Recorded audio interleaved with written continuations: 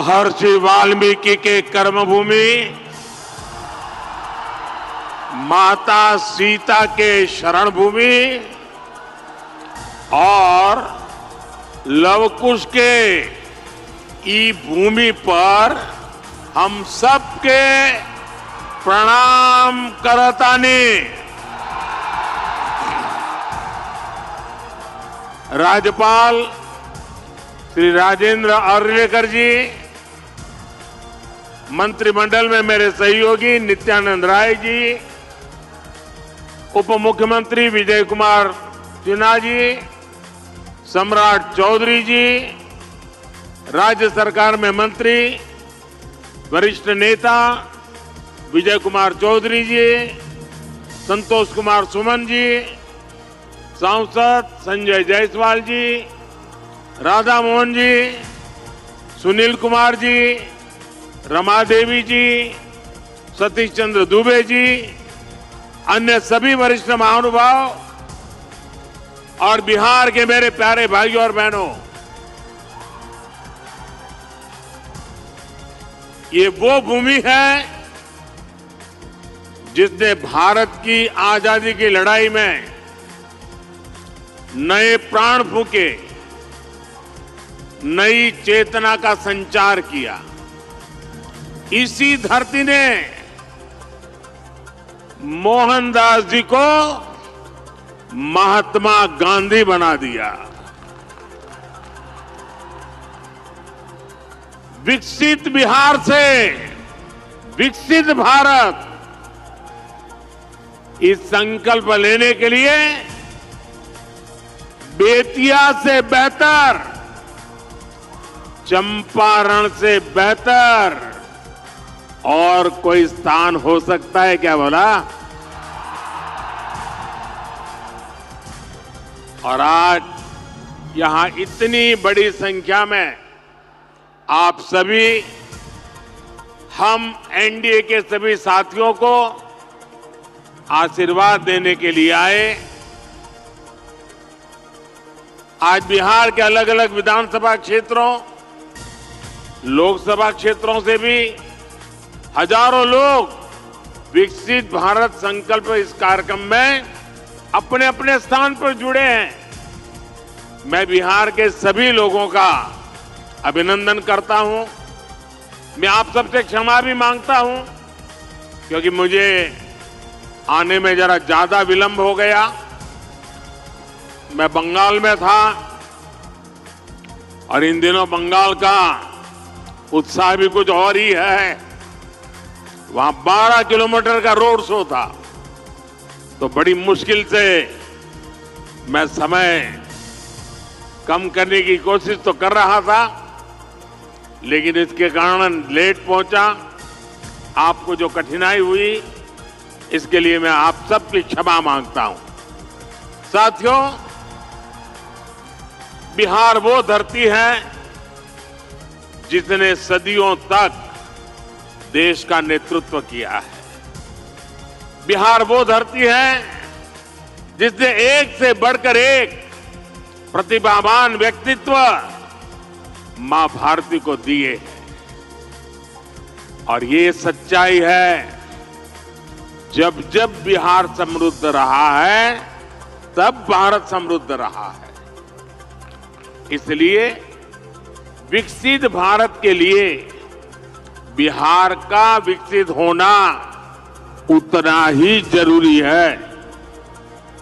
मुझे खुशी है कि बिहार में विकास का डबल इंजन लगने के बाद विकसित बिहार से जुड़े कार्यों में और तेजी आ गई है। आज भी करीब 13,000 करोड़ रुपए की योजनाओं का उपहार बिहार को मिला है। इसमें rail, road, ethanol plant, city gas supply, LPG gas, ऐसी अनेक अहम परियोजनाएं शामिल हैं। विकसित बिहार के लिए हम यही तेजी पकड़नी है, इसी तेजी को बनाए रखना है। आप सभी को इन परियोजनाओं के लिए बहुत बहुत बधाई। साथियों, आजादी के बाद के दशकों में बिहार की एक बहुत बड़ी चुनौती रही है यहां से युवाओं का पलायन। जब बिहार में जंगल राज आया तो ये पलायन और ज्यादा बढ़ गया। जंगल राज लाने वाले लोगों ने सिर्फ और सिर्फ अपने परिवार की चिंता की, बिहार के लाखों बच्चों का भविष्य दांव पर लगा दिया। बिहार के मेरे नौजवान साथी दूसरे राज्यों के दूसरे शहरों में रोजी रोटी के लिए जाते रहे और यहां एक ही परिवार फलता फूलता रहा। किस तरह एक एक नौकरी के बदले जमीनों पर कब्जा किया गया। क्या कोई भी व्यक्ति सामान्य मानवी को इस प्रकार से लूटने वालों को माफ कर सकता है क्या? माफ कर सकता है क्या? क्या ऐसे लोगों को माफ कर सकते हैं क्या? बिहार में जंगल राज लाने वाला परिवार बिहार के युवाओं का सबसे बड़ा गुनहगार है। जंगल राज के जिम्मेदार परिवार ने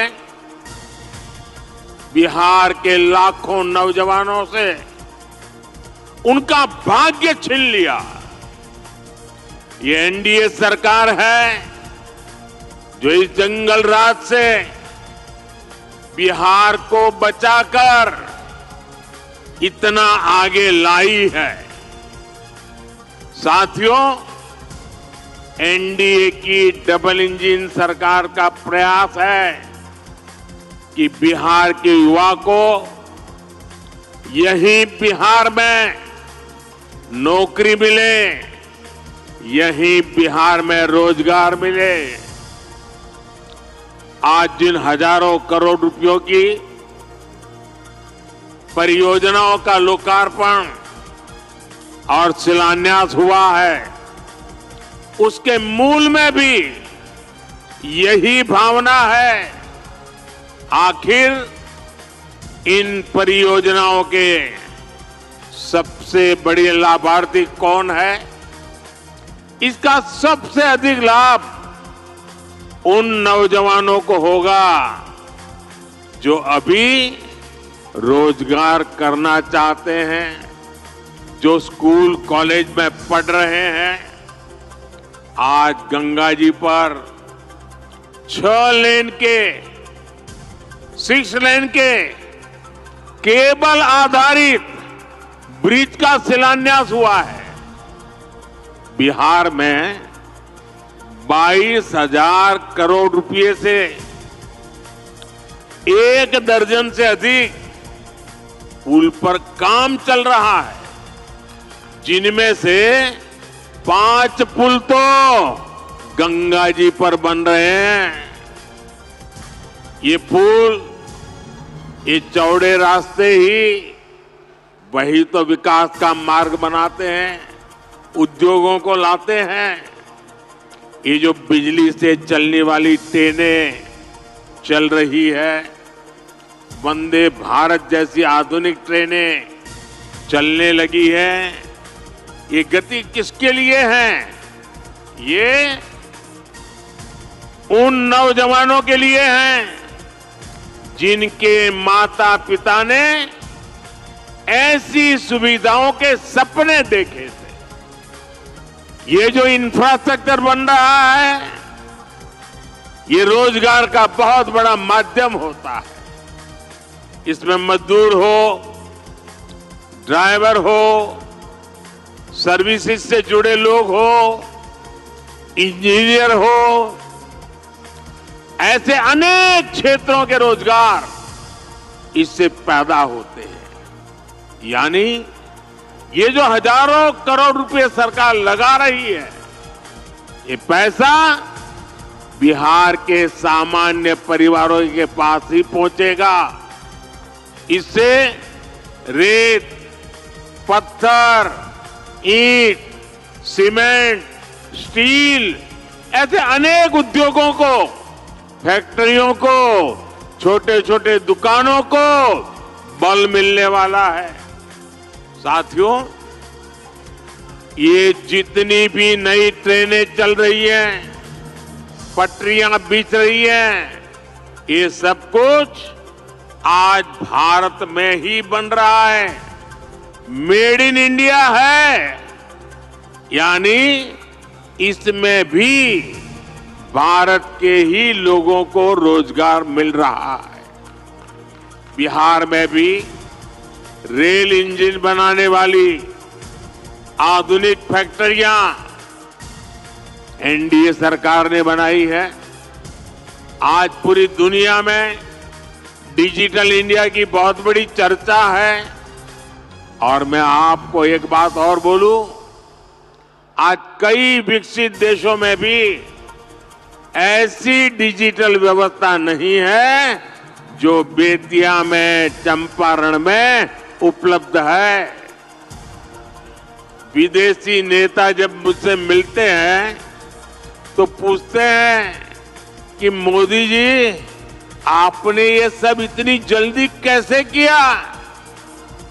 तब मैं उन्हें कहता हूं कि मोदी ने नहीं, ये भारत के नौजवानों ने किया है।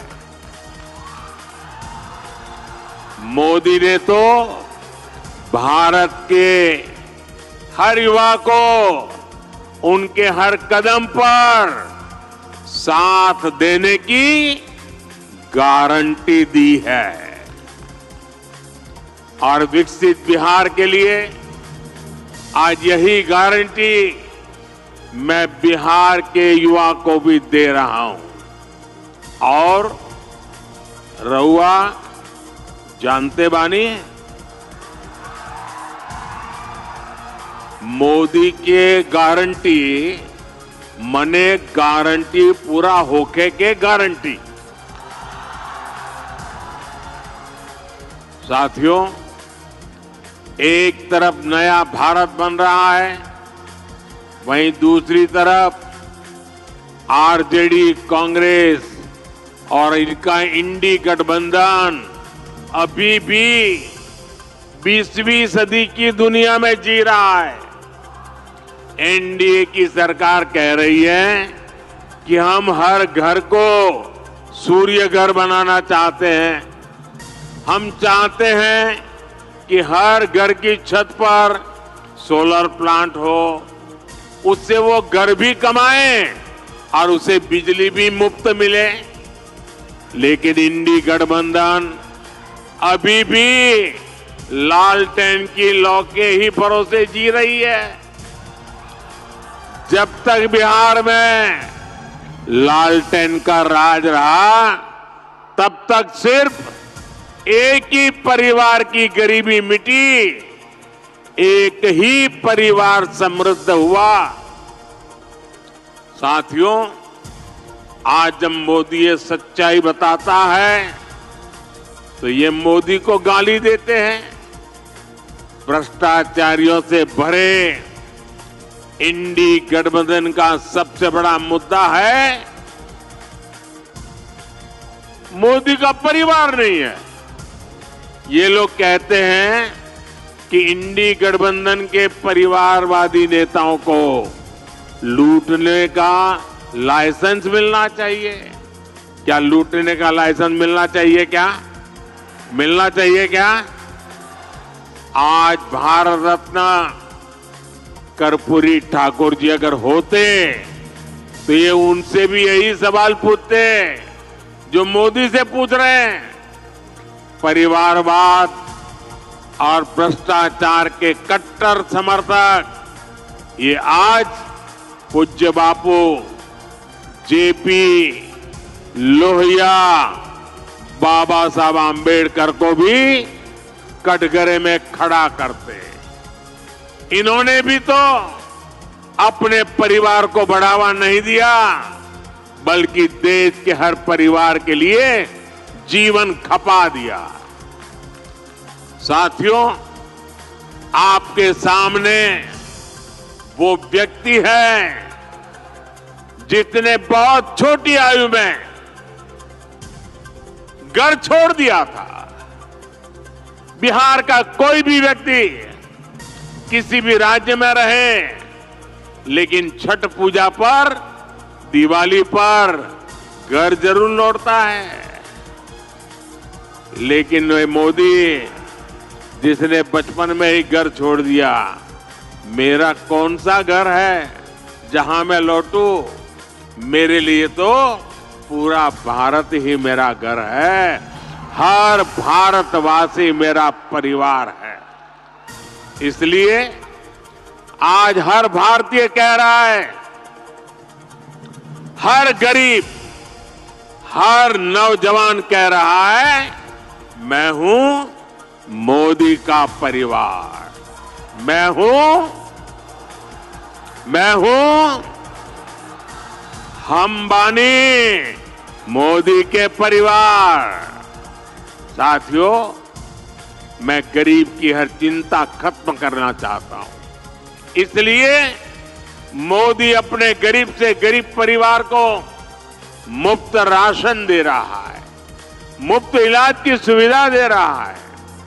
मैं चाहता हूं कि महिलाओं की जिंदगी से कठिनाइयां कम हो, इसलिए मोदी महिलाओं के नाम पक्के घर दे रहा है, टॉयलेट दे रहा है, बिजली पहुंचा रहा है, गैस का कनेक्शन लग रहा है, नल से जल की सुविधा हो रही है। ऐसी चीजों पर काम कर रहे हैं। मैं चाहता हूं कि मेरे देश के नौजवानों का भविष्य बेहतर हो, इसलिए मोदी रिकॉर्ड संख्या में मेडिकल कॉलेज बना रहा है, एम्स बना रहा है, आईआईटी बना रहा है, आईआईएम बना रहा है। ऐसे आधुनिक शिक्षण संस्थान मेरे नौजवानों के भविष्य के लिए बना रहा है। मैं चाहता हूं मेरे देश के किसानों की आय बढ़े, वो और सशक्त हो, इसलिए मोदी अपने अन्नदाता परिवार को ऊर्जादाता और उर्वरक दाता बना रहा है। आज बिहार समेत देश भर में इथेनॉल के प्लांट लगाए जा रहे हैं। कोशिश यही है कि गन्ना किसानों, धान किसानों की उपज से देश में गाड़ियां भी चले और किसानों की कमाई भी बढ़े। कुछ दिन पहले ही एनडीए सरकार ने गन्ने की खरीद का दाम 340 रुपये प्रति क्विंटल कर दिया है। कुछ दिन पहले ही एनडीए सरकार ने दुनिया की सबसे बड़ी अनाज भंडारण योजना शुरू की है। इसके तहत देश में, बिहार में हजारों गोदाम बनाए जाएंगे। बिहार के मेरे छोटे छोटे किसान परिवारों का जीवन आसान हो, इसके लिए पीएम किसान सम्मान निधि के तहत भी उन्हें हजारों करोड़ रुपए की मदद दी गई है। यहां बेतिया के ही किसानों को करीब करीब 800 करोड़ रुपए पीएम किसान सम्मान निधि के मिले हैं। और इन परिवारवादियों ने आपके साथ क्या किया, इसका एक उदाहरण मैं आपको देता हूं। यहां बरौनी का खाद कारखाना कब से बंद पड़ा था? इन परिवारवादियों को कभी इसकी चिंता नहीं हुई। मोदी ने किसानों को, मजदूरों को इसे फिर से शुरू करवाने की गारंटी दी थी। आज ये खाद कारखाना अपनी सेवा दे रहा है और नौजवानों को रोजगार भी दे रहा है। और इसलिए ही लोग कहते हैं मोदी की गारंटी यानी गारंटी पूरा होने की गारंटी। साथियों, चुनाव में ये जो इंडी गठबंधन वाले हैं ना, उनको पता है अब वो कहीं के रहने वाले नहीं हैं और अपनी हार तय देख इंडी गठबंधन के निशाने पर खुद भगवान राम भी आ गए हैं। यहां बेतिया में मां सीता की अनुभूति है, लव कुश की अनुभूति है। इंडी गठबंधन के लोग जिस तरह प्रभु श्री राम और राम मंदिर के विरुद्ध बातें बोल रहे हैं, ये पूरे बिहार के लोग देख रहे हैं। और बिहार के लोग ये भी देख रहे हैं कि भगवान श्री राम का अपमान करने वालों का साथ कौन दे रहा है। यही परिवारवादी हैं जिन्होंने दशकों तक राम लला को टेंट में रखा। यही परिवारवादी है जिन्होंने राम मंदिर न बने इसके लिए जी तोड़ कोशिश की। आज भारत अपनी विरासत, अपनी संस्कृति का सम्मान कर रहा है, तो इन लोगों को इसकी भी परेशानी हो रही है। साथियों, ये क्षेत्र प्रकृति प्रेमी थारू जनजाति का क्षेत्र है। थारू समाज में प्रकृति के साथ प्रगति की जो जीवन शैली हम देखते हैं, वो हम सबके लिए सबक है। आज अगर भारत प्रकृति की रक्षा करते हुए विकास कर रहा है, तो इसके पीछे थारू जैसी जनजाति की भी प्रेरणा है। इसीलिए तो मैं कहता हूं कि विकसित भारत के निर्माण के लिए सबका प्रयास चाहिए, सबकी प्रेरणा चाहिए, सबकी सीख चाहिए। लेकिन इसके लिए एनडीए सरकार का 400 पार होना उतना ही आज जरूरी है कि नहीं है? कितना देश को तीसरी सबसे बड़ी अर्थव्यवस्था बनाने के लिए एनडीए गरीबी से लोगों को बाहर निकालने के लिए एनडीए युवाओं को रोजगार के नए अवसर देने के लिए एनडीए गरीबों को पक्के घर देने के लिए एनडीए 1 करोड़ घरों में सोलर पैनल लगाने के लिए एनडीए 3 करोड़ लखपति दीदी बनाने के लिए एनडीए देश के कोने कोने में वंदे भारत ट्रेन चलाने के लिए विकसित भारत विकसित बिहार के लिए एक बार फिर आप सभी का मैं बहुत बहुत धन्यवाद करता हूं। मेरे साथ बोलिए, भारत माता की। दोनों हाथ ऊपर करके पूरी ताकत से बोलिए, भारत माता की, भारत माता की, भारत माता की। बहुत बहुत धन्यवाद।